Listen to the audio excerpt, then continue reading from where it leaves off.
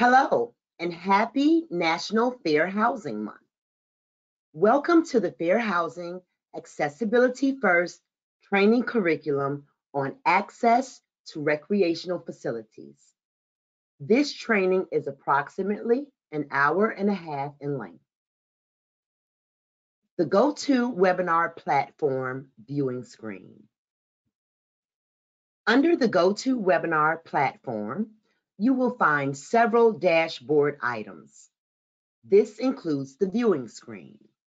At the top, it will state whose screen you are viewing and will allow you to zoom in or screenshot the items you see on the screen.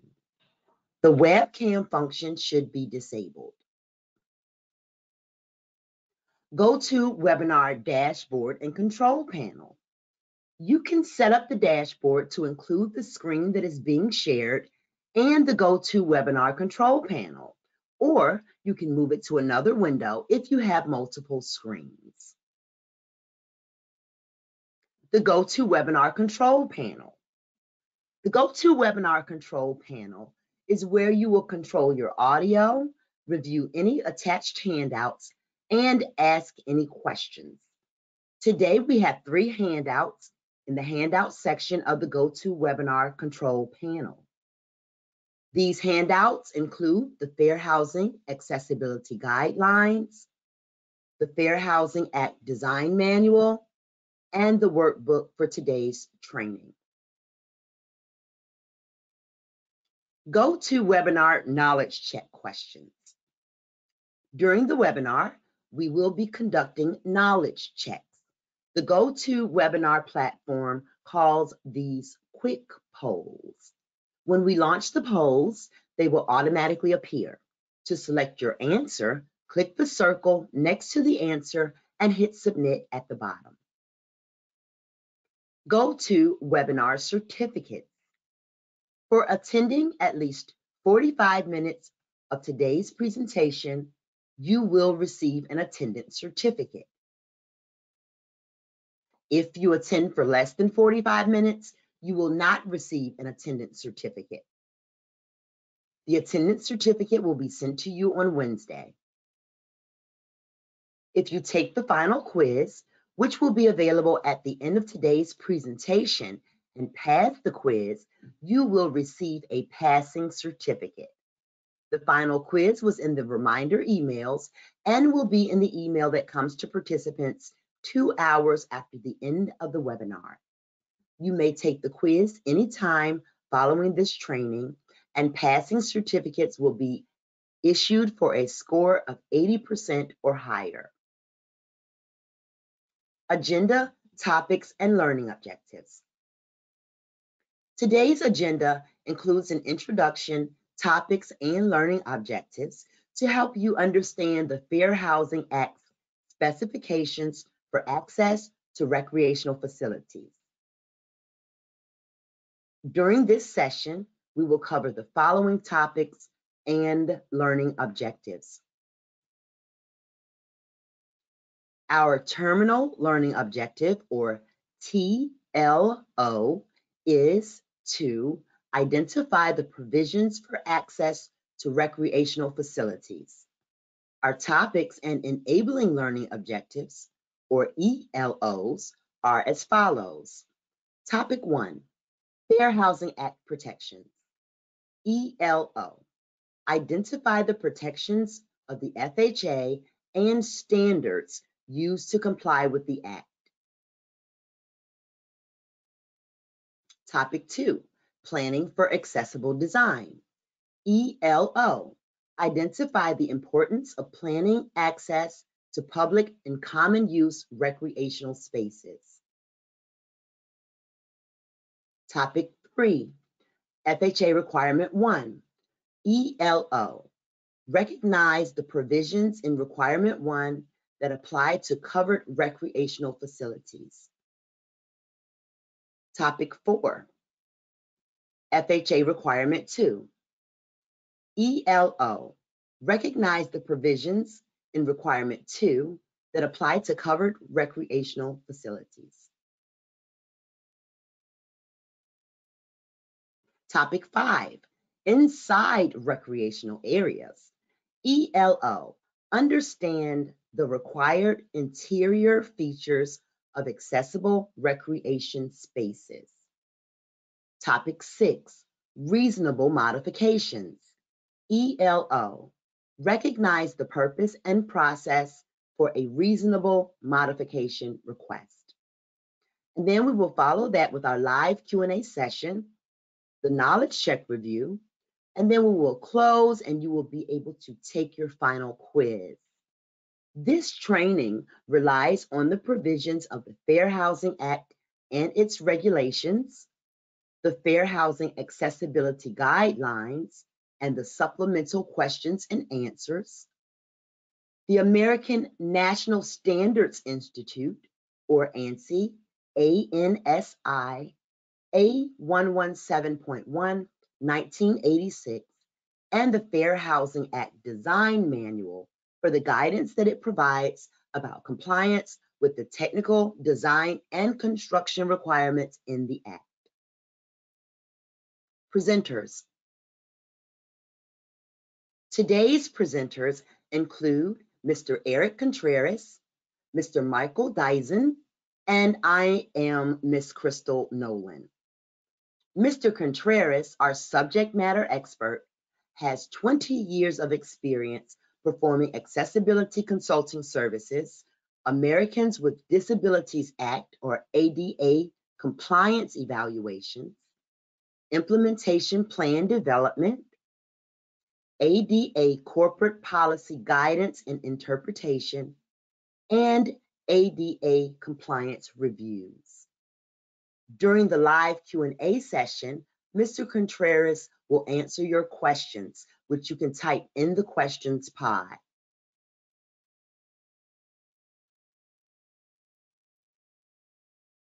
Mr. Dyson has several years of valuable experience facilitating webinars, workshops, and other live events, and he looks forward to assisting with this training.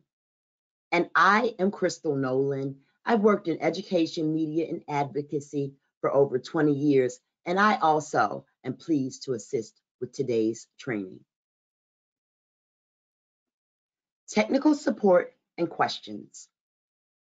Ms. Corey Nolan and Ms. Alexia Brown will provide today's technical support. Ms. Liz Dyson will take your questions and organize them for the Q&A portion of today's presentation. HUD provides design and construction assistance to architects, builders, code officials, and others with successfully meeting the accessibility requirements of the FHA via its Design and Construction Resource Center, known as the DCRC. Call or email the DCRC to talk with subject matter experts for comprehensive, detailed answers to your questions. The DCRC can be contacted by calling 888-341-7781, or you can contact the DCRC by emailing fairhousingfirst@hud.gov. And now we'll jump right into topic 1, Fair Housing Act protections. Fair Housing Act, Title 8 of the Civil Rights Act of 1968 was enacted over 50 years ago.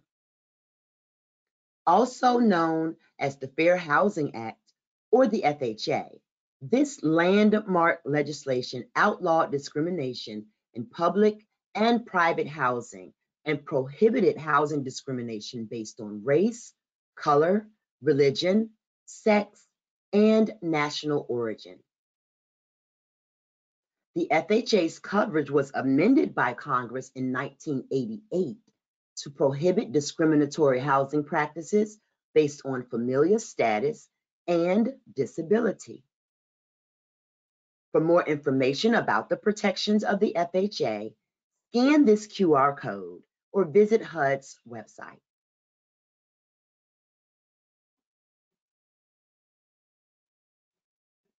Safe harbors.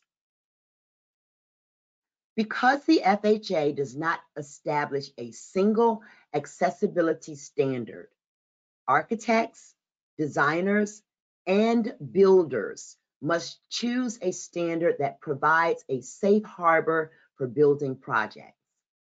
A safe harbor is a recognized objective standard that, if followed without deviation, ensures compliance with the FHA's design and construction requirements.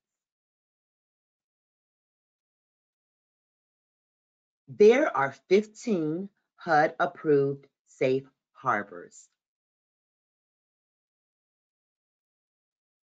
For a list of HUD-approved safe harbors, scan the QR code or visit the Frequently Asked Questions page on HUD's website.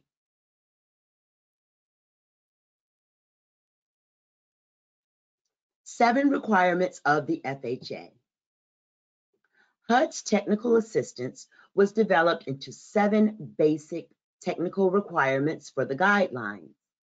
The guidelines established the minimal levels of accessibility and clarified how covered dwelling units and site facilities must meet accessibility standards. The Fair Housing Act and other applicable laws and standards establish requirements for accessible housing and accessible public use and common use areas, like recreational facilities, which you will learn as we advance through this training. Accessible recreation facilities are public and common use spaces required to be on an accessible route. So today's training will mainly focus on the provisions found in requirements 1 and 2. However, some aspects of other requirements may apply. The 7 requirements are: Requirement 1, accessible building entrance on an accessible route. Requirement 2, accessible and usable public and common use areas. Requirement 3, usable doors. Requirement 4, accessible routes into and through the covered unit.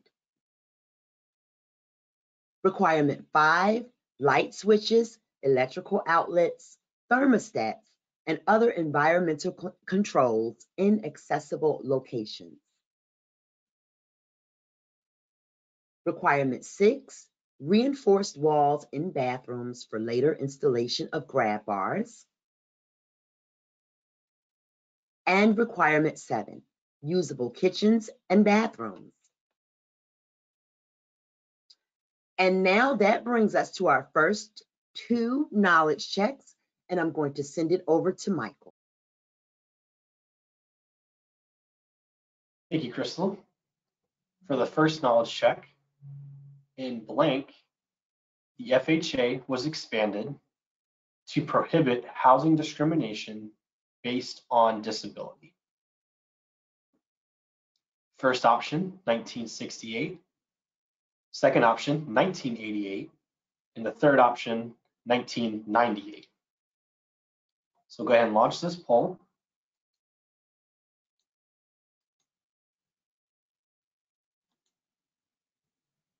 And again, this knowledge check reads, in blank, the FHA was expanded to prohibit housing discrimination based on disability. The first option, 1968. The second option, 1988. And the third option, 1998.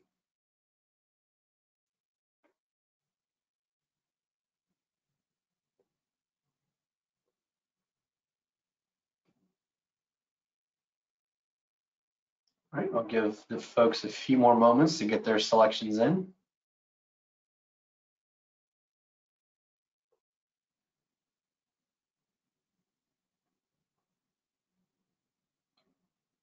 All right, go ahead and close this poll. Thank you so much. And we're going to move right into our second knowledge check.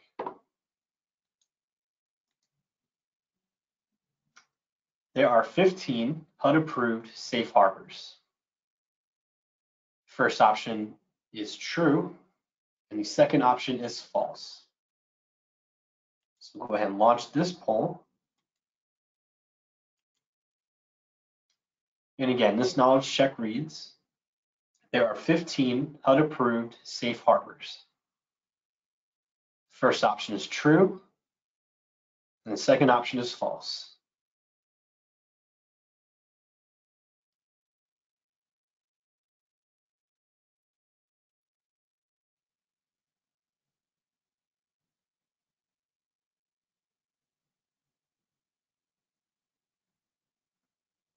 All right, a few more moments to get your answers in.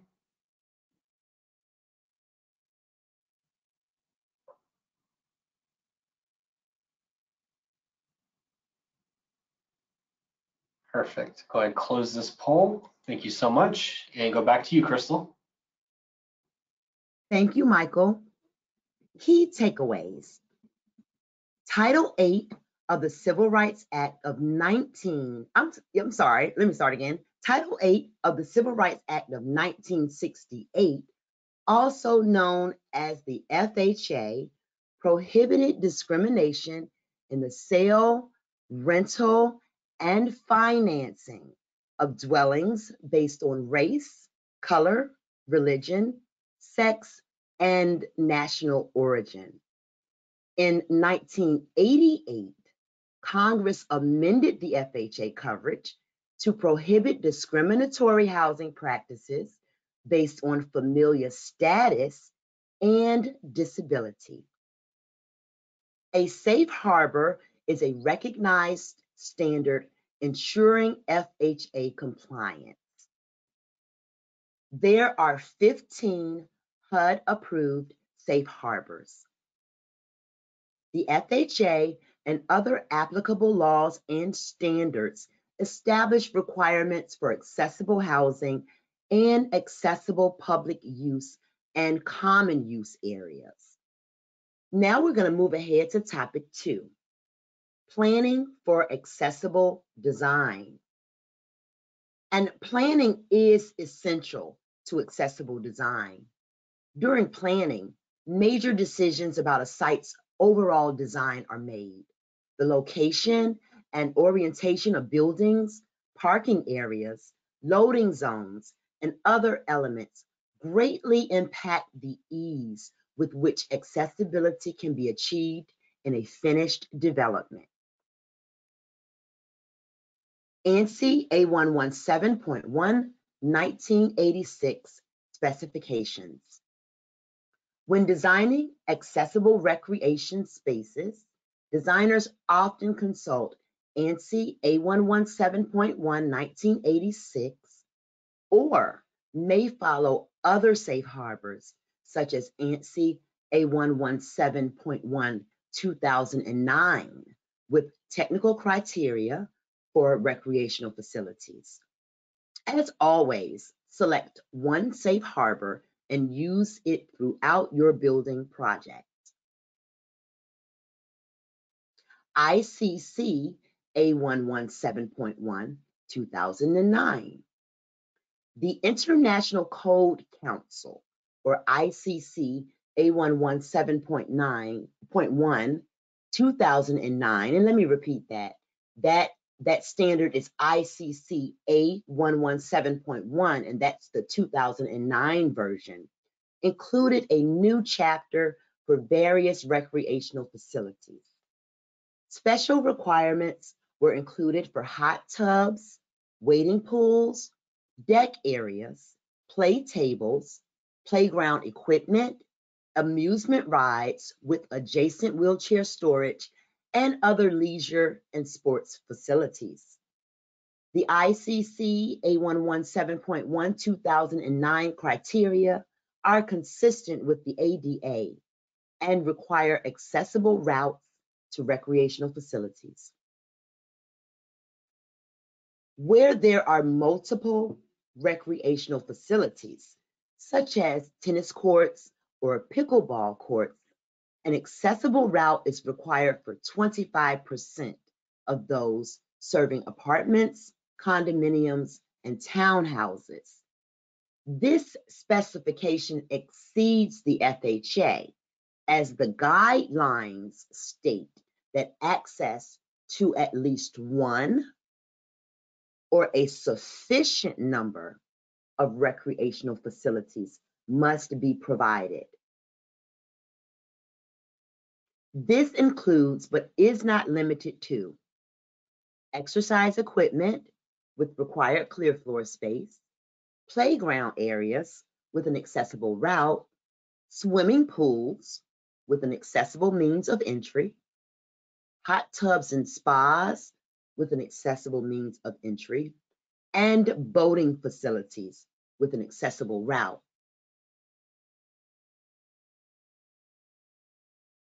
International Building Code, or IBC 2015. The International Building Code, or IBC 2015, states that an accessible route to recreational facilities is required to the extent specified in Section 1110, Recreational Facilities, which depends on the types of units on the site and whether residents are transient or non-transient. Next, we'll talk about the Americans with Disabilities Act, or the ADA. Under Title III of the ADA, buildings and amenities in an FHA housing development, such as recreational facilities like swimming pools, spas, game rooms, and exercise rooms, are covered by the ADA only if they are public accommodations and available for use by people other than residents and their guests. Site amenities that serve as places of public accommodations, such as a parking lot, a building entrance, a leasing office, and toilet facilities, are covered by the ADA.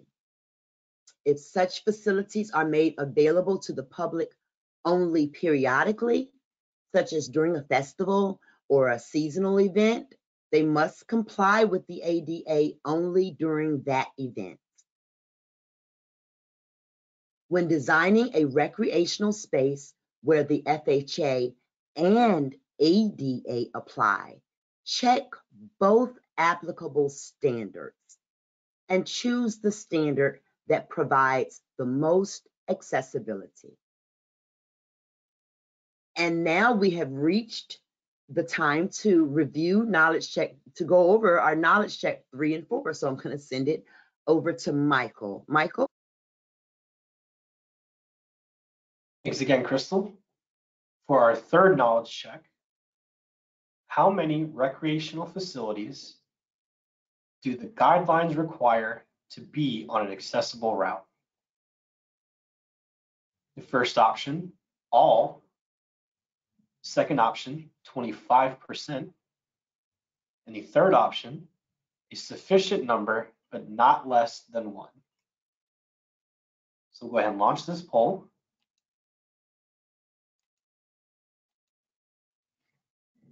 And again, this knowledge check reads, how many recreational facilities do the guidelines require to be on an accessible route?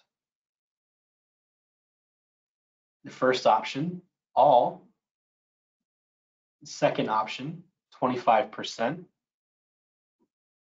the third option, a sufficient number, but not less than one.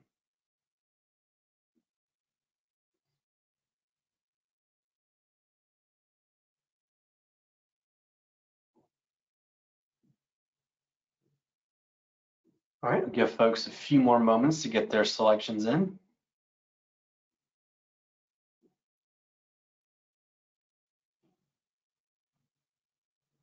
Perfect. Go ahead and close this poll. Thank you so much.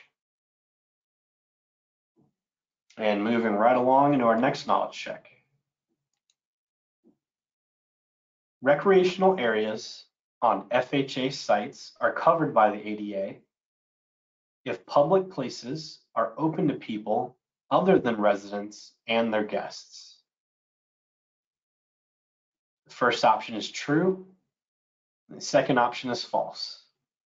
So we'll go ahead and launch this poll.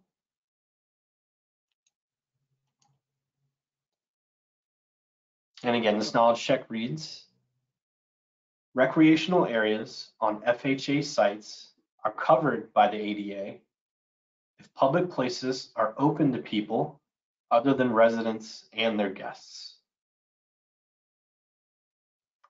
First option is true, second option is false.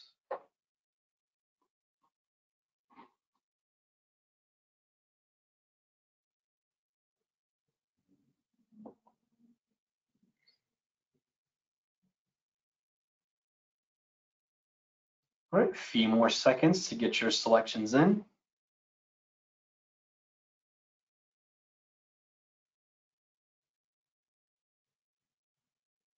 All right, go ahead and close this poll. Thank you so much. Back to you, Crystal, for the takeaways. Thank you, Michael. Key takeaways.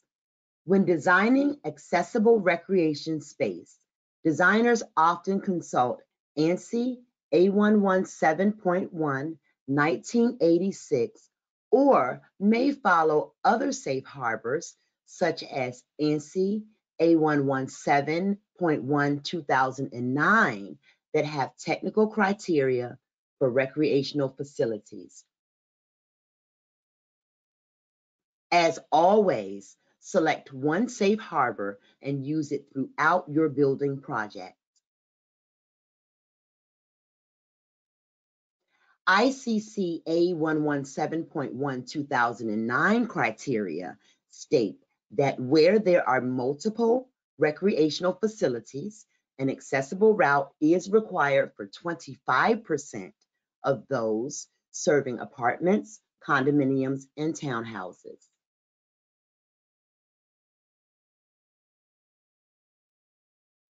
The guidelines state that access to at least one or a sufficient number of recreational facilities must be provided. IBC 2015 states that an accessible route to recreational facilities is required depending on the types of dwelling units on the site. And recreation areas on FHA sites are covered by the ADA only if they are places of public accommodation available for use by people other than residents and their guests. And now we'll move forward to topic 3, FHA requirement 1. The guidelines require accessible routes to connect buildings containing covered dwelling units and accessible facilities unless there are excessive slopes or other physical barriers, whether natural or man-made, or legal restrictions that are outside of the control of the owner that prevent the installation of an accessible route between the covered dwelling units and some public use and common use site facilities, where a vehicular route may be used as an alternative method to achieve accessibility.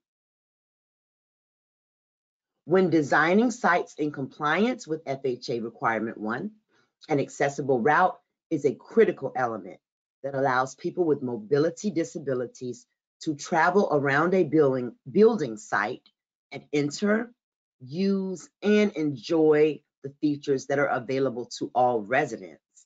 For example, access aisles for vehicle disembarking are required to connect to the accessible route, and a curb ramp may be necessary to travel from the parking surface level to a sidewalk to reach a recreational facility on a site.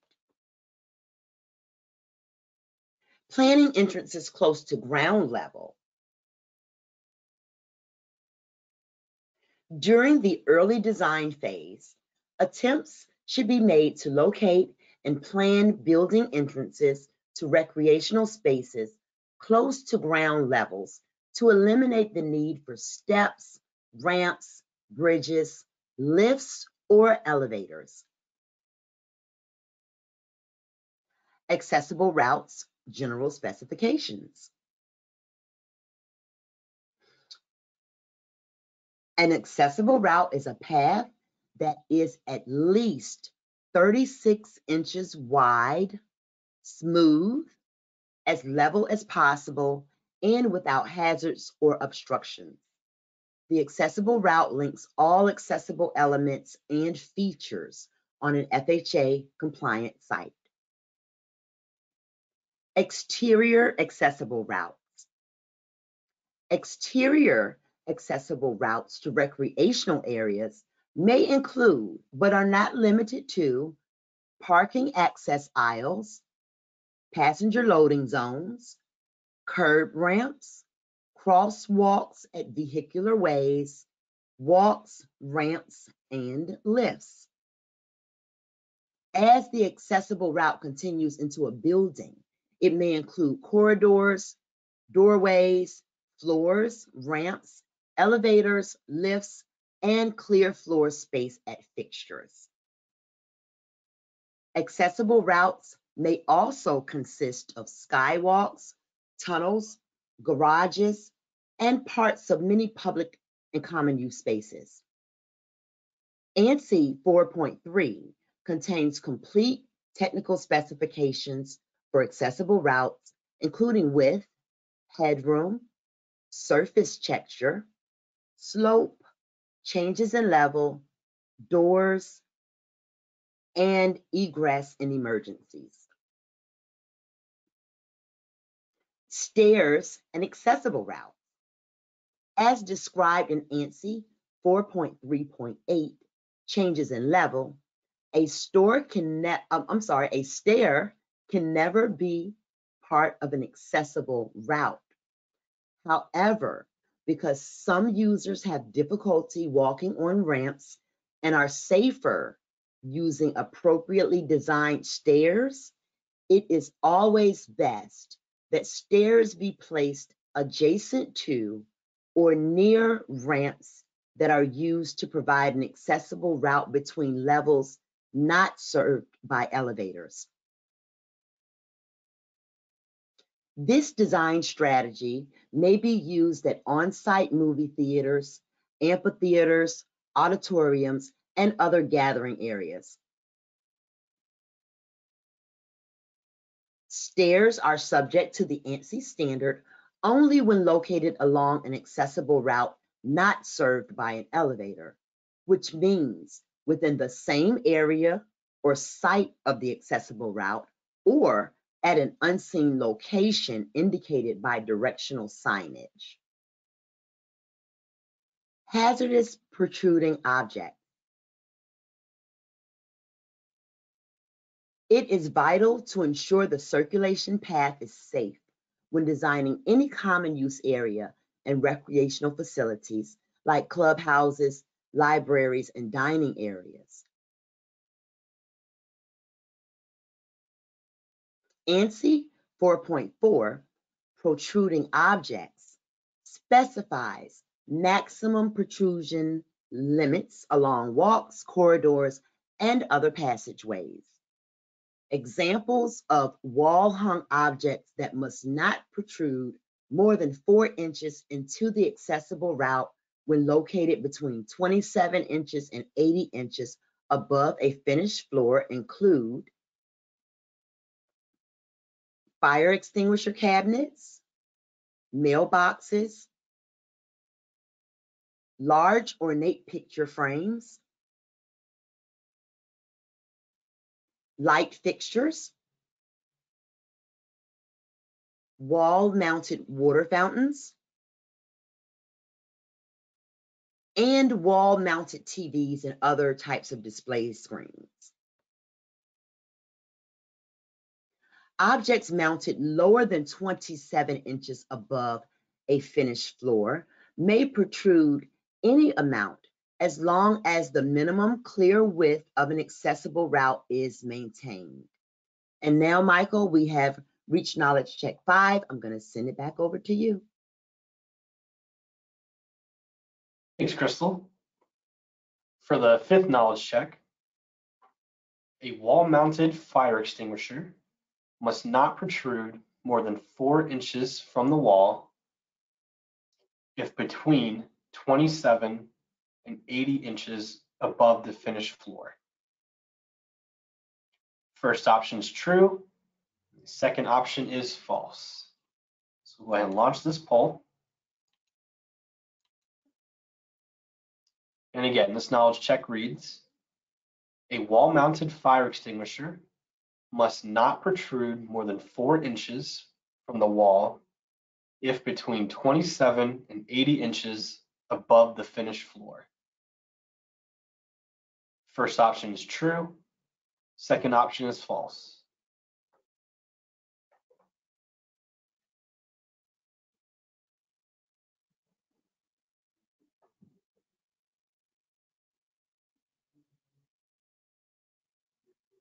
All right, we'll give folks a few more moments to get their selections in.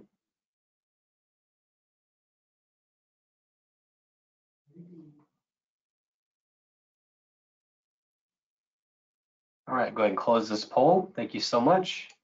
And back to you, Crystal, for the takeaways. Thank you, Michael. With FHA Requirement 1, an accessible route is a critical element that allows people with mobility disabilities to enjoy features available to all residents. An accessible route is at least 36 inches wide, smooth, and links accessible elements on an FHA compliant site. Accessible routes may include multiple elements that unite exterior and interior spaces. Objects must not protrude more than 4 inches into the accessible route when located between 27 inches and 80 inches above a finished floor. And that brings us to topic 4, requirement 2. Requirement 2 states that public and common use areas must be readily accessible to and usable by people with disabilities. Public and common use areas may include rental and management offices or other service centers like barbershops and beauty salons located within a covered multifamily development. Public and common use areas also include recreational facilities like hiking trails, saunas, party rooms, recreation rooms, basketball courts, and car and pet washing stations. The public and common use areas in elevator buildings containing covered units may be located on any floor. Unique to these types of buildings, public and common use spaces may include rooftop lounge areas, parking garages, and other facilities throughout the building on different levels. Building-wide alarm systems with pull boxes in the reach range of a person seated in a wheelchair, as well as sound and visual notification of a fire emergency, are also considered elements of common use areas. Now let's talk about parking. Parking and common use areas.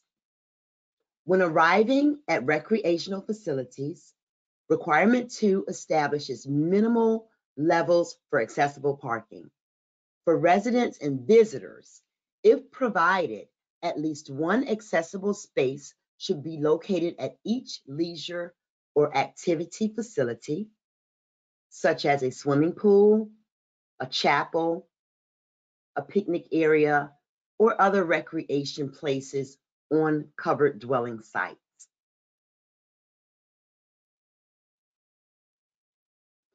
Accessible parking. An accessible parking space must be designed and built according to the specifications in the ANSI standard.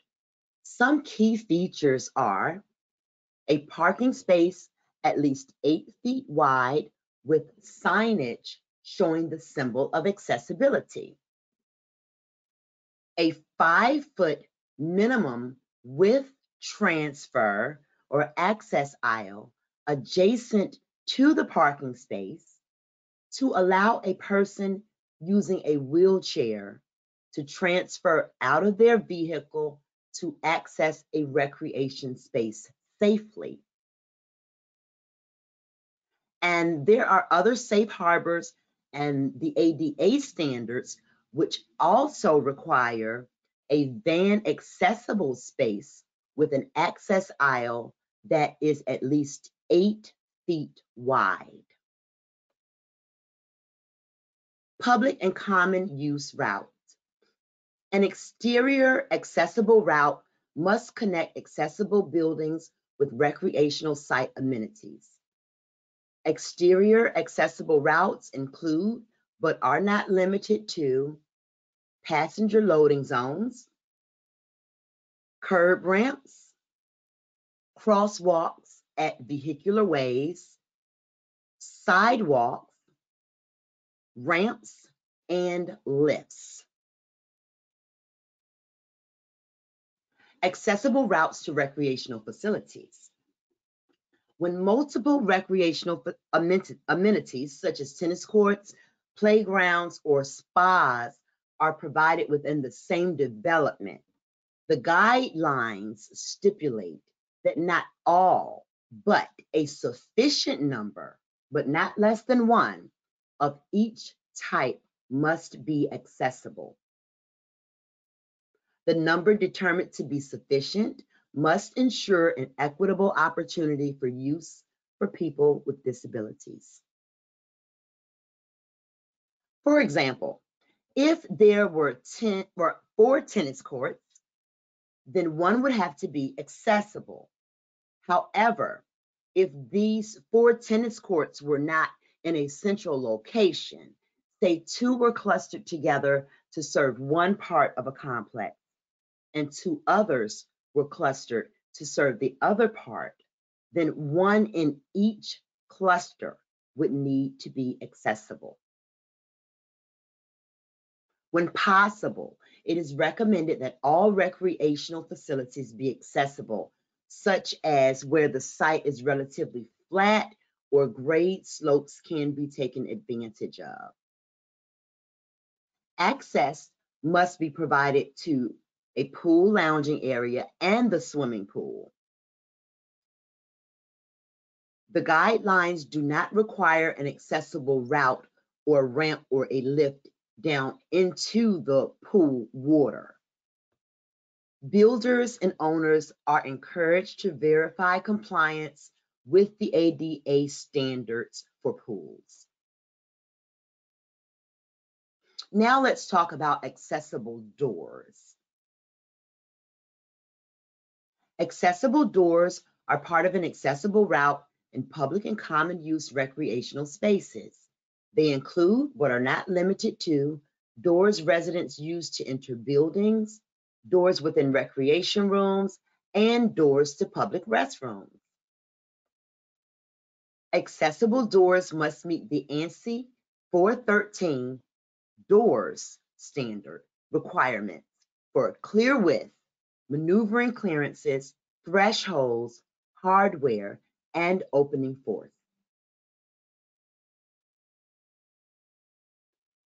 Recommendations for accessible doors include, but are not limited to, easy to read permanent room signage with tactile characters, a side light or glass panel to ensure the pathway is clear, and an optional auxiliary handle to aid in closing the door if it does not automatically close.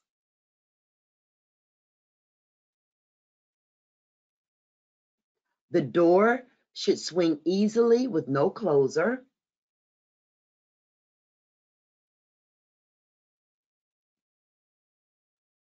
The force to open a door is limited by the requirement of 5 pounds for interior doors and 8.5 pounds for exterior doors. Doors that are part of an accessible route in public and common use areas must have a minimum 32-inch clear opening when the door is open 90 degrees.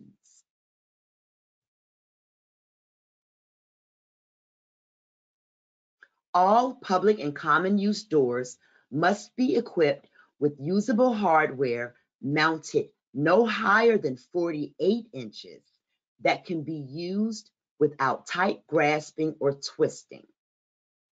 Lever handle designs, such as the one shown, are a successful solution. Maneuvering. Depending upon the approach, ANSI 413 requires maneuvering clearances at accessible doors. These illustrations show various maneuvering positions, along with a clear floor space of 30 inches by 48 inches. A key maneuvering space requirement is a minimum 18-inch clear floor space on the pull side of the door.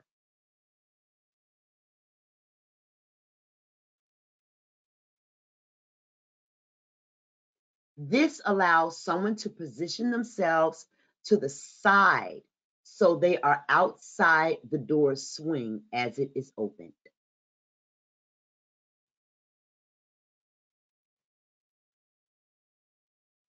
Exterior gates to recreational facilities. Often, gates to common use areas are inaccessible by people with disabilities, so they cannot access tennis courts, playgrounds, dog parks, and other gated areas. Exterior gates that function as doors must be designed with ANSI compliant maneuvering space and be equipped with usable hardware.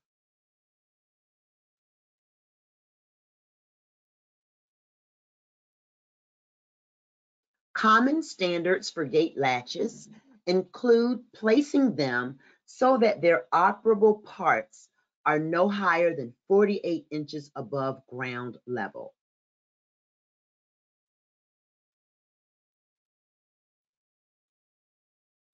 Some standards allow a height of 54 inches above the ground level at gates to swimming pools.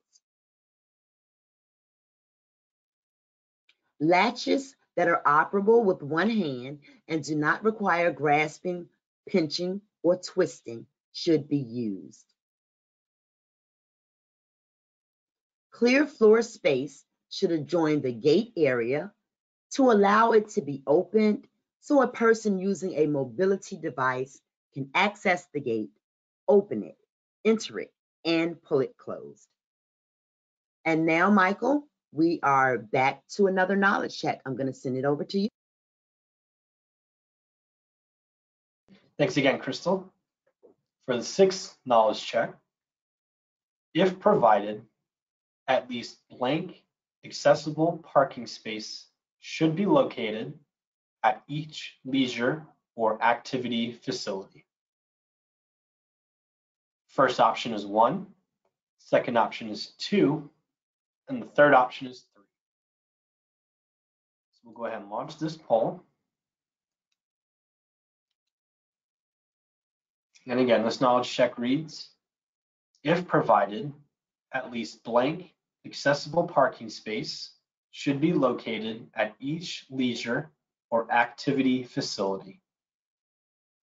The first option is 1, second option is 2, and the third option is 3.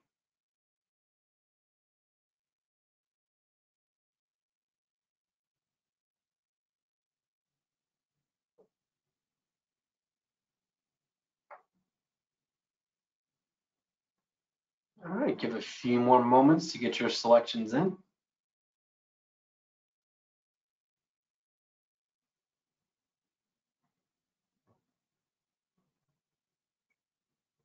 All right, perfect. So go ahead and close this poll. Thank you so much. And back to you, Crystal, for the key takeaways. Thank you, Michael. Requirement 2 states that public and common use areas must be readily accessible to and usable by people with disabilities. If provided, at least one accessible parking space should be located at each leisure or activity facility. When there are multiple recreational amenities, at least one of each type must be accessible. It is important to consider the number of amenities provided and the location of the amenities throughout the site. Accessible doors must meet the ANSI 413 doors requirements for clear width, maneuvering clearances, thresholds, hardware, and opening force.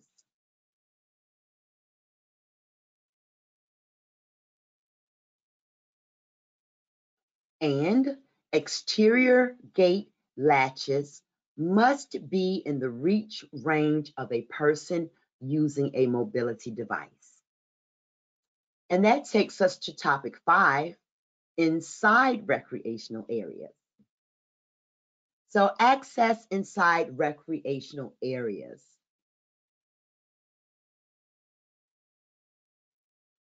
The routes and areas around and inside recreation, craft, or lounge areas must be accessible. When there are tables, counters, work surfaces, vending machines, and game tables, for example, foosball or ping pong, and pool tables,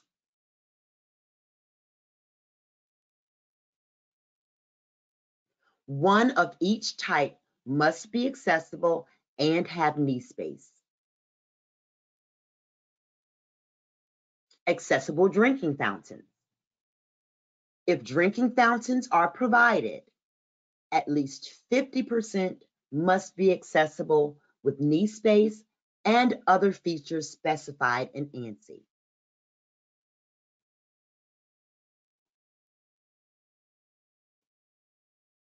Public use kitchens. Kitchen sinks in public and common use areas must comply with the applicable sections of ANSI 419. Where U-shaped kitchens are provided, they must have a 60-inch turning space or a T-shaped turnaround.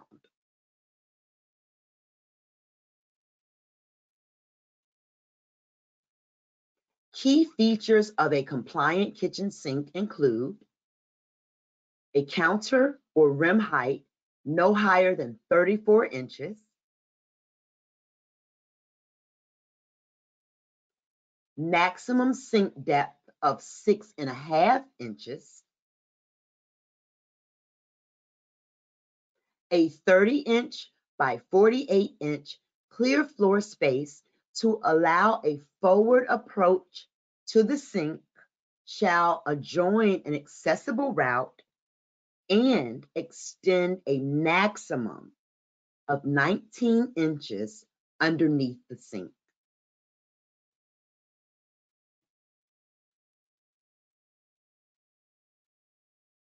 Faucets must be of a usable design without tight grasping or twisting. And hot water and drain pipes must be insulated or protected for safety. Okay, we're still in the kitchen, but now we're going to talk about public use cooktops and ranges. A 30-inch by 48-inch clear floor space must be provided at ranges and cooktops in public kitchens.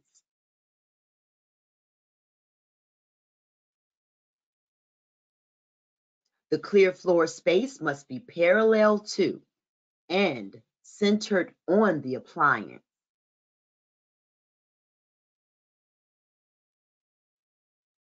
Controls must be within reach ranges specified in ANSI, including the switch for the overhead hood, if one is provided.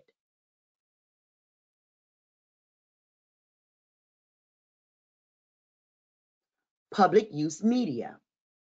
Media amenities such as a stereo, video, and TV equipment are frequently provided in recreational facilities for enjoyment and use by residents.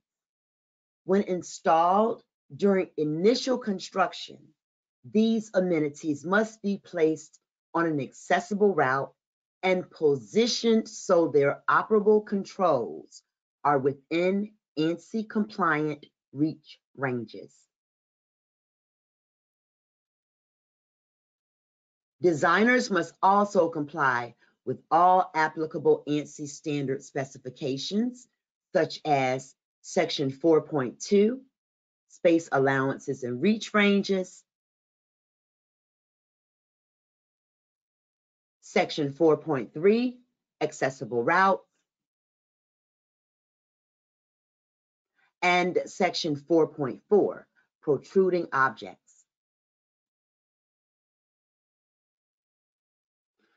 Okay, our next section is accessible toilet rooms. A toilet room inside a recreational facility must meet all applicable requirements of the ANSI standard. Public toilet rooms must have knee space at sinks and pipe protection,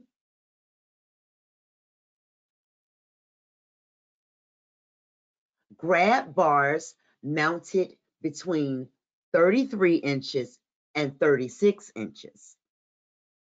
But mounting them at 34 or 35 is recommended to allow for a margin of error.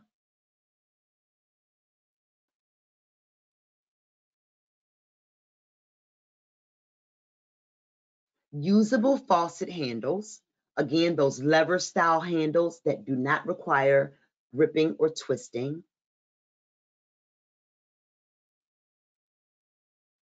Mirrors mounted with the bottom reflective edge no higher than 40 inches above the finished floor.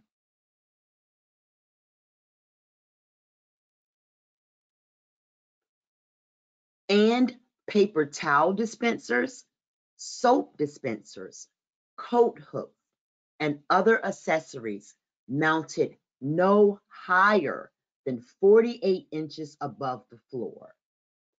But mounting them at 44 inches is recommended to ensure compliance.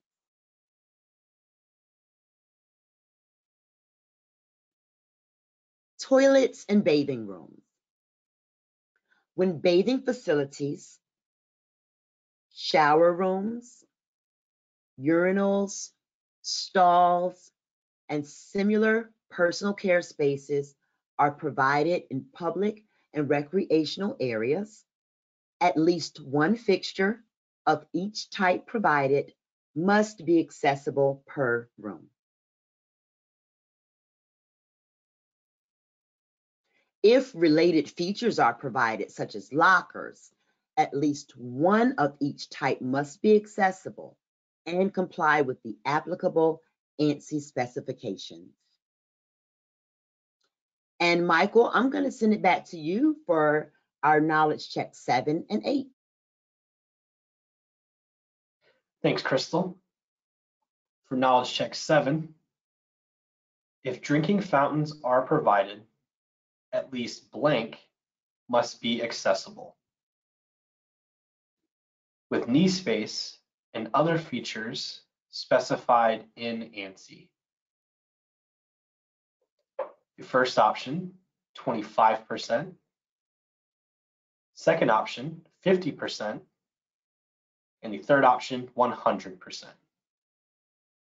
So go ahead and launch this poll.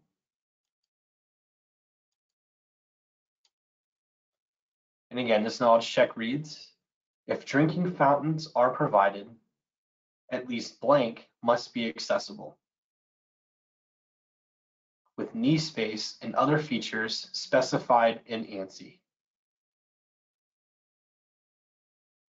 The first option, 25%. Second option, 50%. And the third option, 100%.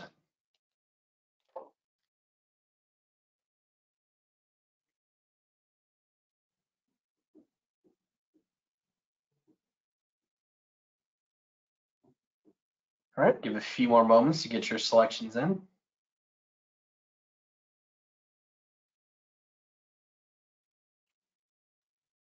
Perfect. Go ahead and close this poll. Thank you so much. And we're going to move right into our next knowledge check, which reads, a 32 by 56 inch clear floor space must be provided at ranges and cooktops in public kitchens. First option is true. Second option is false. So go ahead and launch this poll. And again, this knowledge check reads, a 32 by 56 inch clear floor space must be provided at ranges and cooktops in public kitchens. First option is true. Second option is false.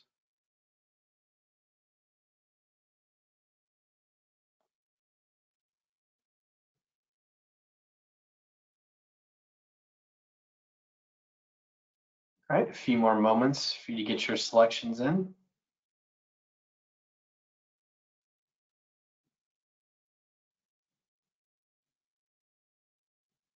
Perfect, thank you so much. Go ahead and close that poll, and back to you, Crystal, for the takeaways. Fantastic. Key takeaways. The routes and areas around and inside recreation, crafts, or lounge areas must be accessible.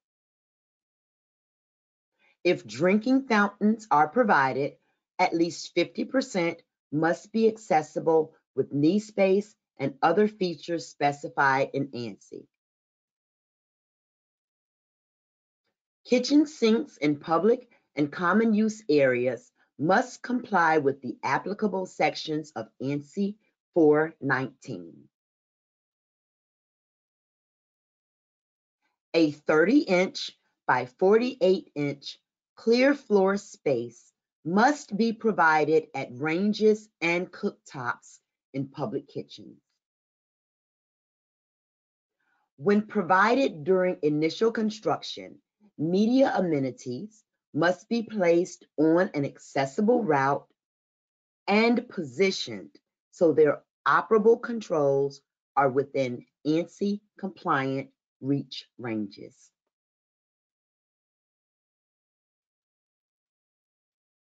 A toilet room inside a recreational facility must meet all applicable sections of the ANSI standard. When bathing facilities, shower rooms, urinals, stalls, and similar personal care spaces are provided in public and recreational areas, at least one fixture of each type provided must be accessible per room. And that brings us to topic 6, reasonable modifications. Reasonable modifications to public spaces. A reasonable modification is a request by a resident to change a structure or an element of a structure to increase accessibility. Reasonable modifications are sometimes necessary for access to recreational facilities. Residents may request a reasonable modification to the public and common use spaces where they live. For example, in an existing development, it would be considered reasonable for a resident who uses a wheelchair to have a ramp built to gain access to an on-site meditation garden or gazebo. Modifications, additional requirements. Restoration of the property to its original condition is not required when modifications have been made to public or common use areas. A fee may not be charged, and an escrow account may not be established to restore these modifications. Just suppose a resident intends to buy a unit and needs additional modifications to meet the needs of their disability. In that case, the resident may request such modification, and the builder may not refuse. However, the resident is responsible for any extra costs that the modification might create over and above what the original design would have cost. Resources for reasonable modifications. There is no one resource for use in determining the design of modifications. Modifications cover many different construction areas, from a variety of adjustments on the interior of individual units to modifications in playgrounds, golf courses, boating areas, and in fact, to all of the kinds of things any resident of a property might use in the course of occupancy. Reasonable modifications must be constructed professionally with all the necessary building permits acquired. In addition, modifications that meet the needs of individuals may vary widely. For this reason, no single standard can be recommended for any reasonable modification because the priority must be to meet the individual's disability-based needs.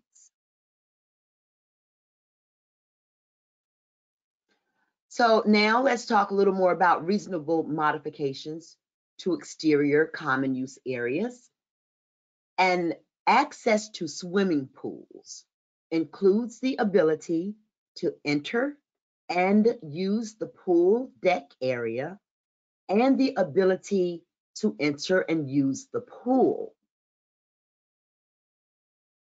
Reasonable modifications to pool entrance equipment may consist of ramps, permanent and portable lifts, and platforms.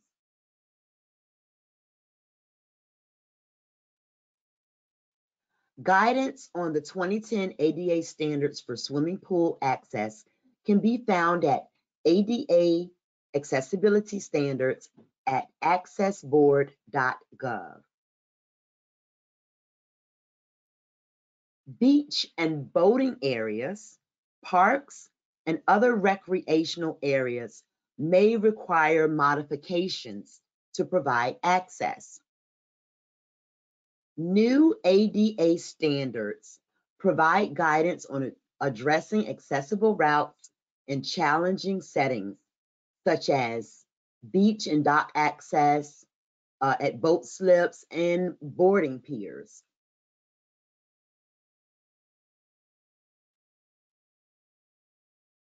The Access Board has published final standards and guides for accessible playgrounds, miniature golf courses, and other recreational facilities that can be found on the Access Board's website.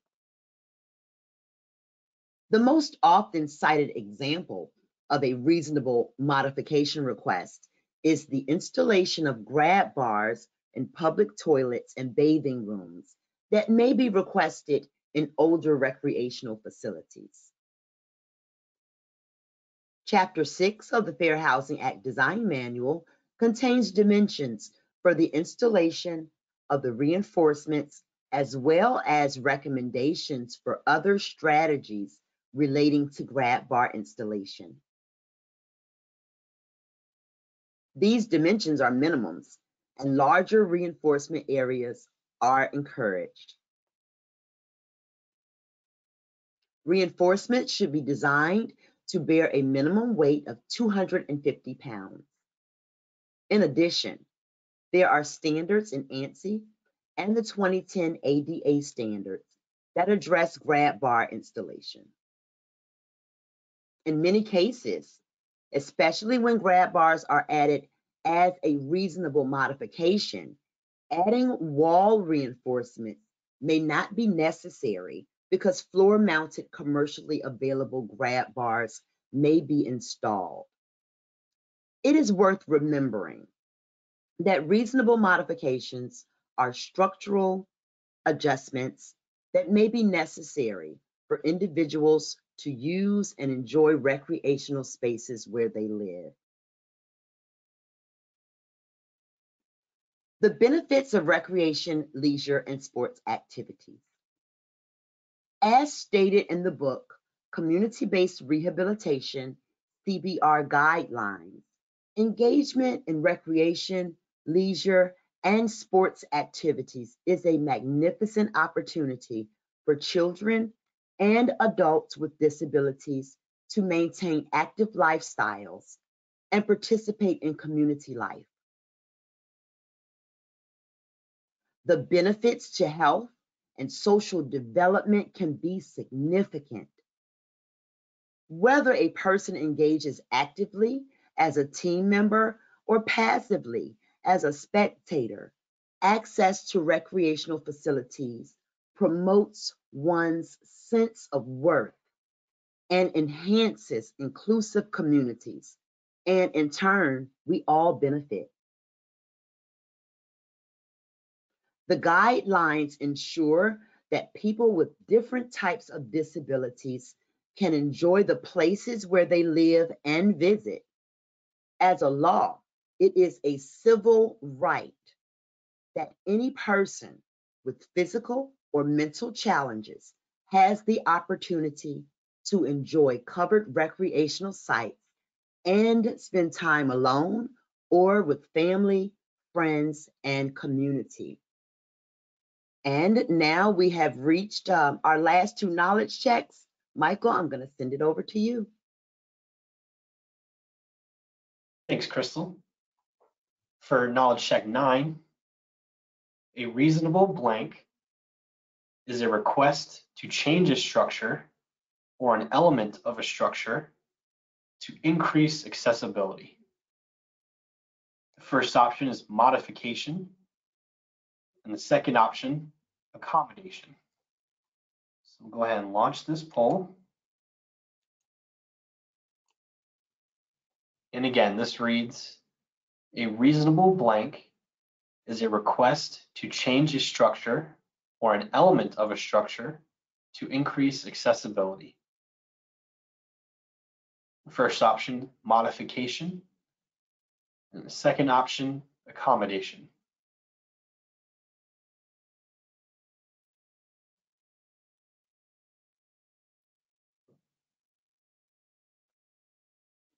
All right, give a few more moments to let people get their selections in.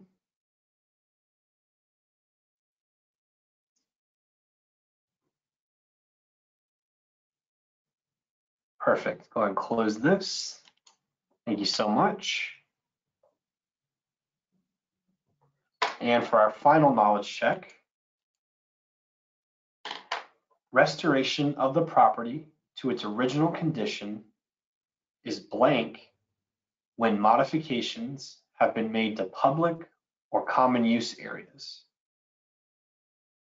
The first option, required, and the second option, not required. So we'll go ahead and launch this last poll.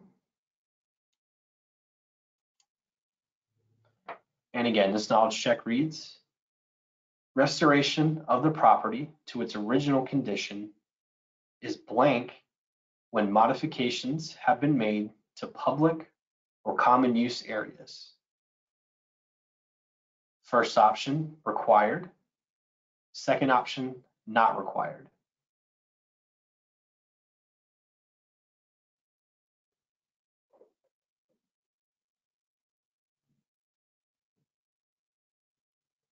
All right, give folks a few more moments to get their answers in.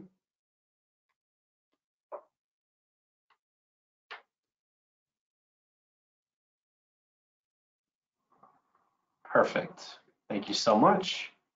And back to you, Crystal, for the final key takeaways. Thank you again, Michael. A reasonable modification is a request by a resident to change a structure or an element of a structure to increase accessibility. Restoration of the property to its original condition is not required when modifications have been made to public or common use areas. Reasonable modifications must be constructed professionally with all necessary building permits acquired.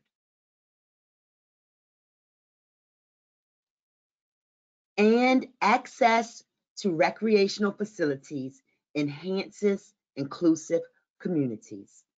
And now we will move to the questions that have come in during today's training session. And Eric, our first question is regarding reach range in a shower that is a type B, but is not wheelchair accessible. Does the 48-inch max reach range apply to this type of shower? Thank you for that, Crystal. The Fair Housing Accessibility Guidelines do not impose requirements for reach ranges of controls in bathtubs and showers. However, if this is a shower type B, the clear floor space must be positioned parallel and flush with the control wall. Thank you for that answer. And now we have a question. If using 2009 ANSI, what distance should the toilet be mounted from the side of the wall? Is this the same requirement for type A and type B units? If using 2009 ANSI A117.1 as a safe harbor, the Type B units comply with the minimum Fair Housing Act requirements. The 2009 ANSI A117.1 allows the water closet to be centered between 16 inches to 18 inches from the sidewall. Wonderful. Thank you for that answer, Eric. And our next question is from Jennifer. And Jennifer asks, if we are providing a fitness room with multiple types of equipment, for example, one treadmill, one rowing machine, one elliptical, does each unique piece of equipment need to be on an accessible path, or just one piece of equipment in the room, or one of each category? For example, one piece of cardio equipment. The Fair Housing Act requires that public use and common use areas be accessible for persons with disabilities. A sufficient number of amenities, but not less than one, must be accessible for persons with disabilities. That said, there must be an accessible route throughout the fitness center, and it must connect with at least one of each type of equipment, elliptical, treadmill, or row machine, for example. And these must be on an accessible route, and they must provide a 30-inch by 48-inch clear floor space at the equipment. Wonderful. Thank you for that answer. We have a question from Richard. And Richard would like to know, do your seminars provide for AIA CEUs?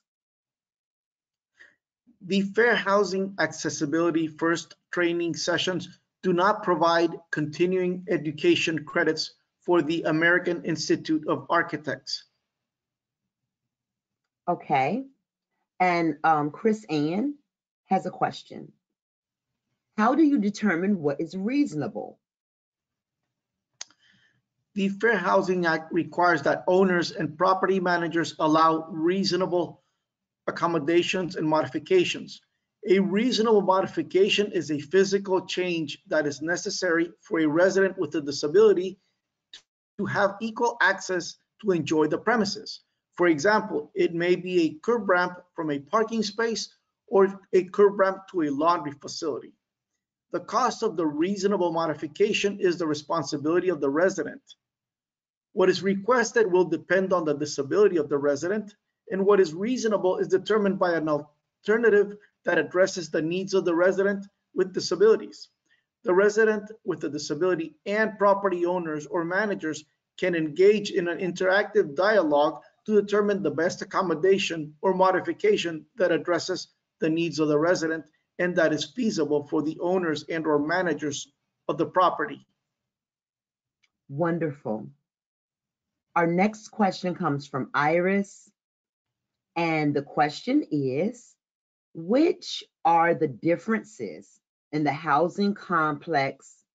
Is a multi-use including commercial and office areas and residential routes that pass through commercial areas?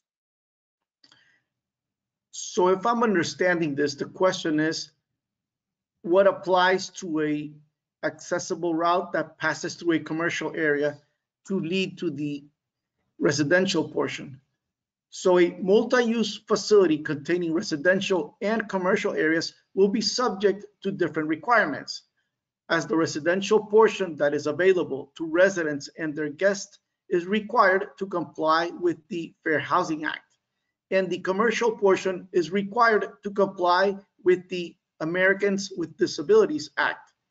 If an accessible route for the residents traverses through a commercial portion, there may be an overlap, as it may be subject to both the ADA and the FHA. The accessible route will have to comply with both requirements, but note that they are generally very similar, as they will require a 36-inch minimum width for the accessible route, with cross slopes not to exceed 2%, no abrupt changes in level, no protruding objects, and accessible routes with running slopes that exceed 5% and rise over 6 inches have to be treated as ramps, and those will require handrails and may need intermediate landings depending on the length. Okay, thank you for that answer, Eric. I believe we have time for maybe one or two more questions. Let's see. At a privately funded, privately operated apartment community originally constructed in the 1980s, are private recreational facilities required to be retrofitted without a reasonable accommodation request by a resident? So the Fair Housing Act design and construction requirements apply to multifamily buildings containing 4 or more dwelling units built for first occupancy after March 13, 1991. If the building was built in the 1980s, it is not required to comply with the design and construction requirements. The building is not required to be retrofitted to comply with the requirements, but if a resident requests a reasonable modification, the modification must be allowed. And ultimately, if anything was built, they cannot diminish anything that would have had to have complied with the Fair Housing Act. Thank you for that answer, Eric. And we have time for one last question.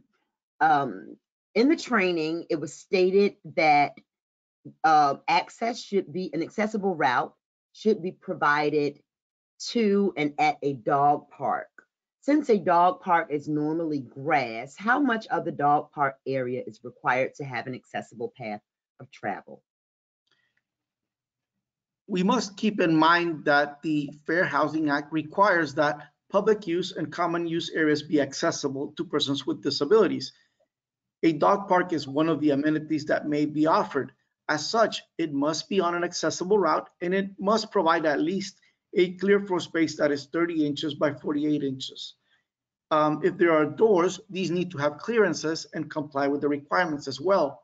But the dog park itself, where the dogs will just run around, that area does not necessarily have to be concrete or any hard surface, as long as a person with a disability can get to the area. Thank you, Eric, so much for your in-depth answers. And also, I would like to thank the participants for their questions, such probing questions. And so at this time, we will review the answers to the knowledge checks, and I'm going to send it back to Michael again. Thanks, Crystal. So we'll go over our knowledge checks, starting with the first one. And blank, and the answer to this was the second option, 1988. The FHA was expanded to prohibit housing discrimination based on disability. And 71% of you got this first one correct. Moving on to knowledge check 2. There are 15 HUD-approved safe harbors. And the correct answer is the first option. This is true. 92% of you got this one correct. Moving on to knowledge check 3. How many recreational facilities do the guidelines require to be on an accessible route?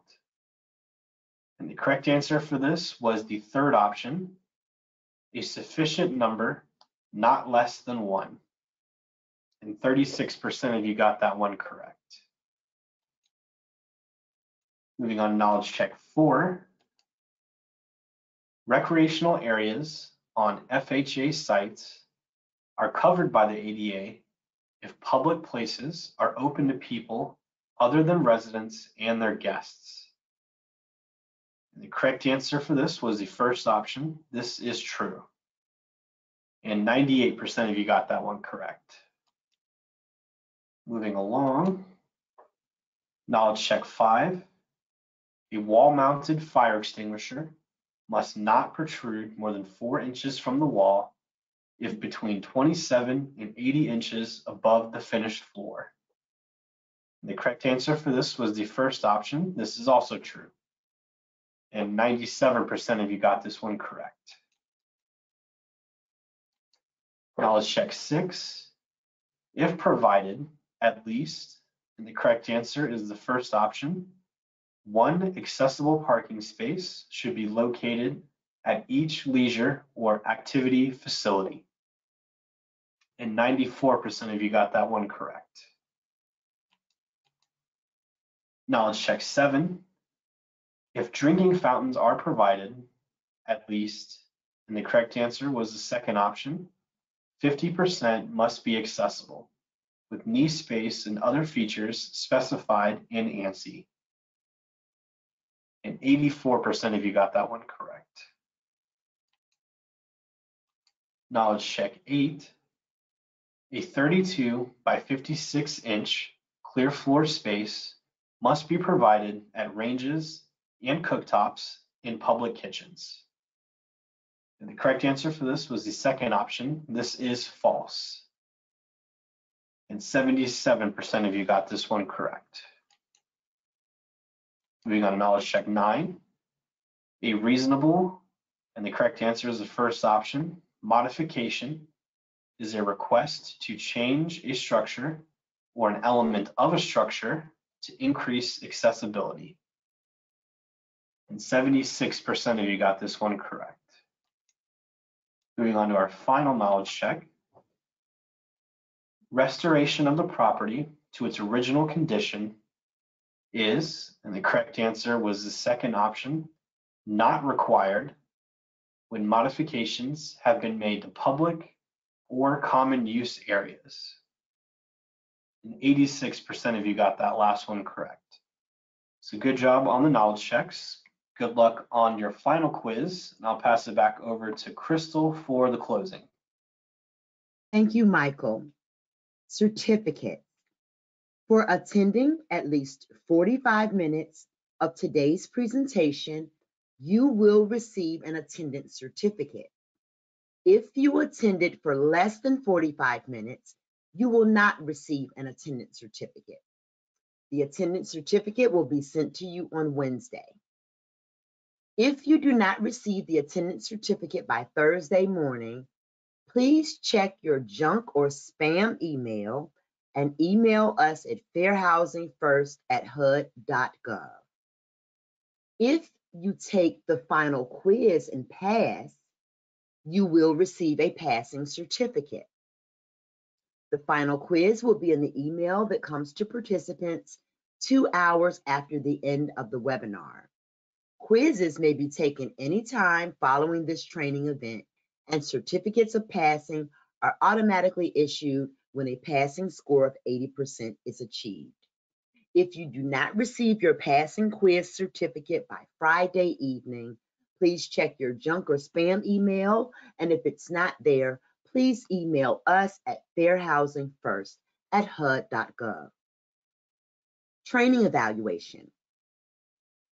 At the end of this training, there's a training event survey for you to complete. We appreciate your responses and support in improving our training products. Contacts. Please contact us with further questions via the DCRC by calling 888-341-7781. And that number is accessible by voice or teletypewriter, or feel free to email us at fairhousingfirst@hud.gov. You can also scan this QR code to add the DCRC's contact info to your cell phone's address book. We would like to thank the presenters, the technical support, the ASL interpreters, and of course you, the participant. We hope that you register for our next training event. We wish you a fantastic day and a motivating National Fair Housing Month. This screen will show for the next 20 seconds so that you have time to screenshot the info and or scan the QR code. And again, thank you for attending.